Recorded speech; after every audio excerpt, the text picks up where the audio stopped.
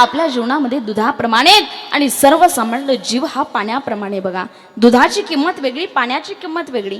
दूध 40 रुपये लिटर, पाणी 20 रुपये लिटर.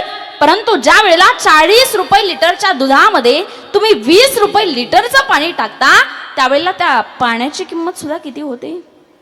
40 रुपये लिटर होते बघा. का? आपल्या जीवनामध्ये संत सर्वसामान्य जीवाची किंमत वाढवण्याचं काम करत असतात. म्हणून संत आपल्या जीवनामध्ये दुधाप्रमाणे, सांगायचं तात्पर्य अशा पद्धतीने संतांच्या आपल्यावरती उपकार आहेत, संतांच्या आपल्यावरती ऋण आहे आणि त्या ऋणातून मुक्त होण्याचा प्रयत्न आपण केला पाहिजे. तुम्हाला आता देवाचं ऋण समजलं, संतांचं ऋण समजलं. तिसरं ऋण आपल्यावरती आहे आपल्या पितरांचं, अर्थातच आपल्या मात्या पित्यांचं बघा. मग मात्या पित्यांनी आपल्यावरती कोणते उपकार केले, कशा पद्धतीनं उपकार केले लक्षपूर्वक ऐका. संत महात्मे सांगतात, घार हिंडते आकाशी चित्त तिचे पिल्लांपाशी. घार जरी आकाशामध्ये फिरत असली ना तरी सुद्धा भक्षण करण्याकरता तरी सुद्धा तिचं चित्त आपल्या लेकरांवरती असतं. जिवंतपणे मायबाप आपल्या लेकरांवरती प्रेम करतील याच्यामध्ये काय नवले.